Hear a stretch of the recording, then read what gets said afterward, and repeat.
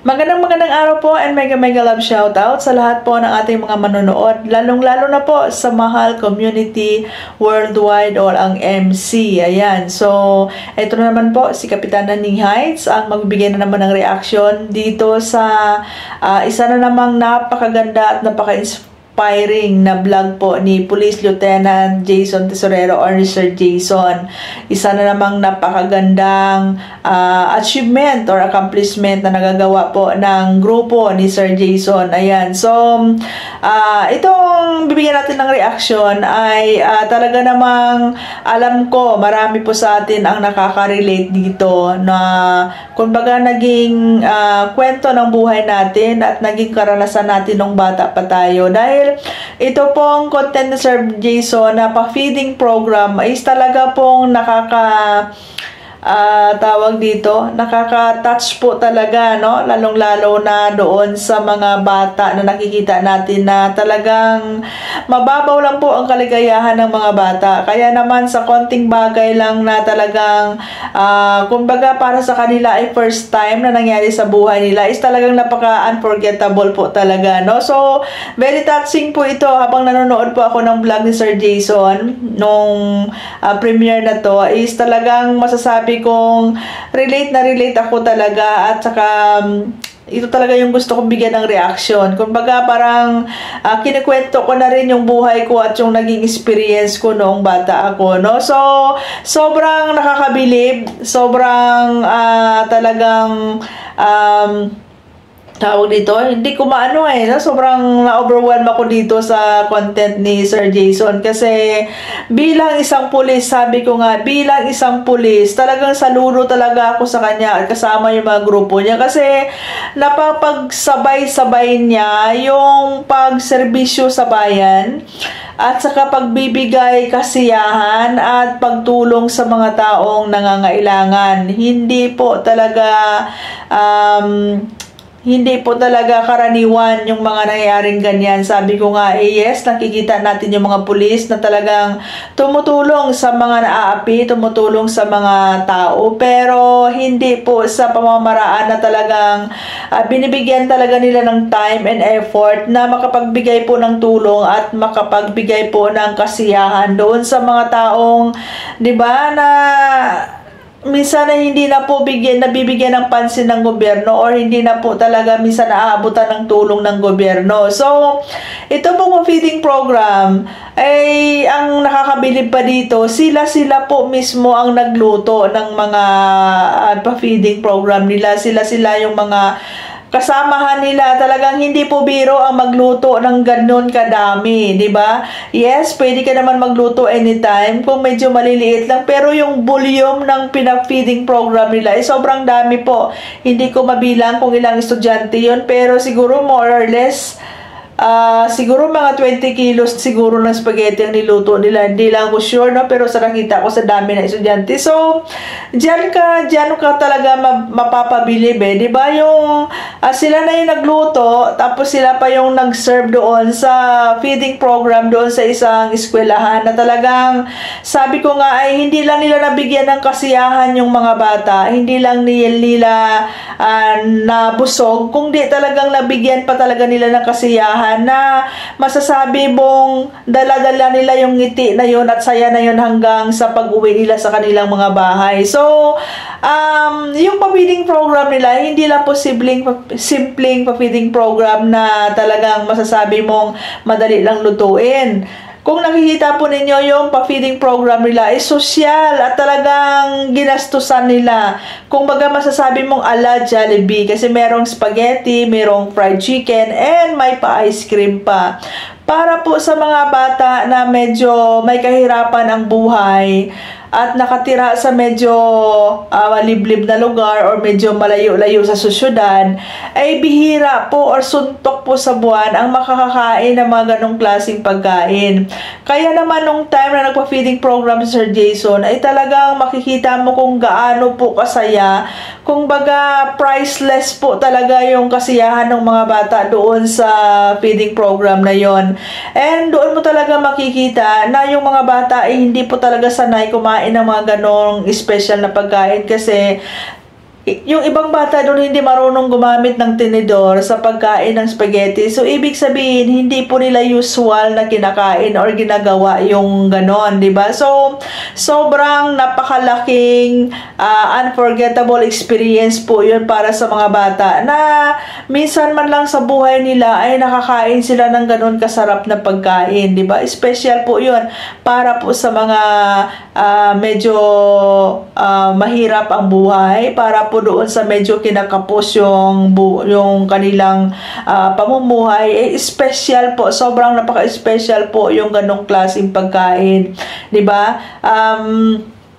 Pwedeng lutuin anytime, pwedeng bilhin anytime, pero dahil po sa tinatawag na kahirapan ng buhay, ay hindi po nila mas madalas kinakain, or siguro masasabi ko nga yung ibang mga bata doon first time pa lang din nilang makatikim ng ganon, no? Na sabi ko nga mala Jollibee, kasi syempre yung mga bata pag sinabi mong Jollibee, ayan talagang alam nila kung gaano kasarap yung ganong klaseng pagkain. Kaya naman grabe talaga, no? Hindi ma-explain yung kaligayahan nila, and ako relate ako dyan kasi syempre galing ako sa mahirap na buhay, nung bata ako hindi ko nga masyado natikman yan, yung tinatabing spaghetti, di ba? So kaya naman nung napanood ko 'yon, sobrang na-touch talaga ako, na sobrang hindi ko masabi kung anong klaseng feeling, na hindi mo alam kung paano pagsabay-sabayin yung happy ka, magpapasalamat ka, yung experience na nangyari yon, and then yung hindi mo malilimutan, 'di ba?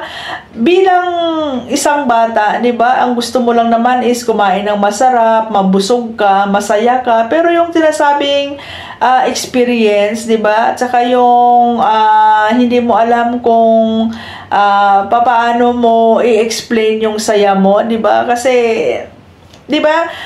Hindi nyo lang nabusog yung mga bata, kundi nabigyan nyo pa sila ng pag-asa at inspirasyon na mag-aral pa talaga ng mabuti, magsipag sa pag-aaral, kasi naandyan yung iniidolo kayo, di ba? Hindi lang yung iniidolo kayo kasi nagpakain kayo, kundi talagang naandyan yung iniidolo kayo na bilang isang pulis na talagang bukod sa nagsiservisyo sa bayan, nakapagbibigay pa ng kasiyahan at tulong sa kanila, di ba? So, kaya nga sabi ko, saludo talaga ako, kasi bihira yung mga ganitong klaseng pulis na kagaya ni Sir Jason or ni Police Lieutenant Jason Tesorero, na talagang pinagsasabay ang pagsiservisyo sa bayan, sinasabay ang pagtulong sa mga taong naaapi at pumupuksa sa mga masasamang tao sa lipunan, and at the same time nagbibigay po ng inspirasyon, pag-asa sa mga tao, lalong-lalo na sa mga kabataan.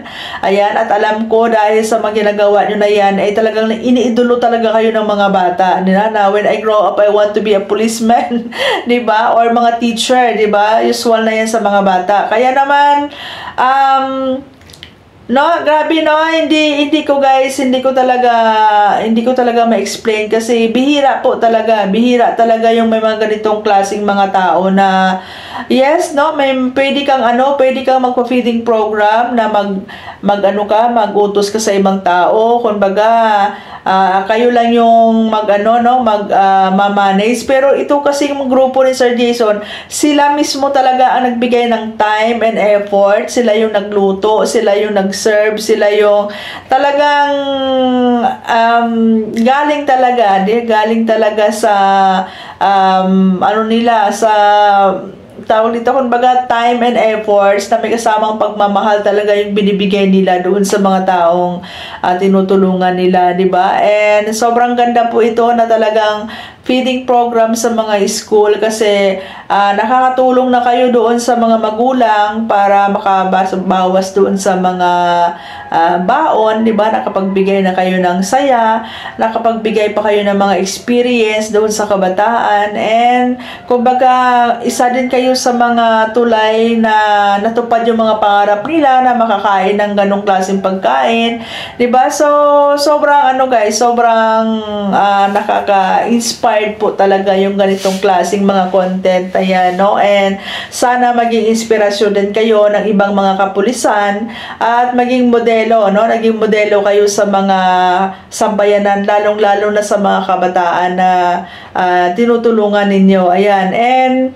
sana sana no, marami pang mga kapulisan natin na ganon din yung gagawin, di ba? Na bukod sa pag-maintain ng peace and order sa ating bayan, di ba, makapagbibigay din ng tulong, di ba? Makapagbibigay ng tulong sa mga tao na nangailangan. Kasi minsan may mga pamilya po na talaga sa mga kasulok-sulukan ng lugar, sa mga kalubluban ng lugar, na talagang hindi na po minsan aabot at nabibigyan ng tulong ng gobyerno. So, itong si Sir Jason, kasama po ng kanyang mga kagrupo, ay isa po ito sa mga tulay para maibsan yung kahirapan dito sa ating bayan, at isa din po sila sa mga naging daan para po mapaabot yung mga tulong na galing po sa mga kababayan natin, di ba? So sana marami pa yung magsusuporta, sana marami pa yung magi-sponsors para tuloy-tuloy po na makatulong yung grupo nila ni Sir Jason sa ating mga kababayan na nangailangan talaga ng tulong. And I'm sure na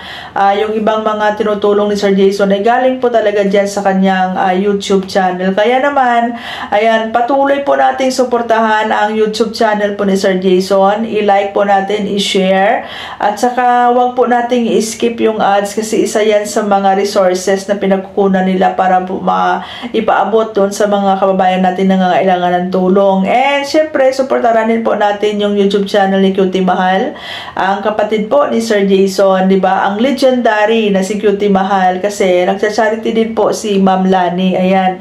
So, kami dito sa MC, sobrang happy po kung ano yung mga naging achievement ni Sir Jason. Dahil bunga po yan ng pagmamahal at suporta natin kay Cutie Mahal, na hindi tayo binigo, na talagang ipinagpatuloy niya yung legacy ni Cutie Mahal at pinagpatuloy niya yung naumpisahan ni Cutie Mahal. Kaya naman, sa ulitin, sobrang salute. Ayan, saludo po Sir Jason at sa iyong mga kasamahan, at sana tuloy-tuloy pa yung pagtulong at pagbibigay inspirasyon at pag-asa sa mga kababayan natin, lalong-lalo na sa mga kabataan, di ba? So, ayan no, sa mga gusto niyo pong mapanood, sa mga hindi pa nakapanood kung ano po talaga yung kabuang pangyayari at talagang ma-inspired naman talaga kayo pag napanood niyo, puntahan niyo po ang channel ni Sir Jason at doon mapapanood niyo yung buong vlog po ito sa sinasabi kong feeding program, na talagang nakapagbibigay kasiyahan sa mga kabataan, nakapagbibigay inspirasyon sa mga kabataan natin, at talagang nakapagbibigay nakapagbibigay motivation dito sa mga kabataan natin na talagang magpursige pa sa pag-aaral, dahil diba, gusto rin nilang marating kung ano yung narating ng mga kapulisan natin. Kumbaga, naging idolo na nila itong mga kapulisan natin, diba? So, maraming salamat and God bless everyone. Tuloy-tuloy lang po ang pagsuporta at pagmamahal. At tuloy-tuloy lang yung pagkakaisa ng MC. Ayan, para po happy-happy lang. So, thank you so much and God bless.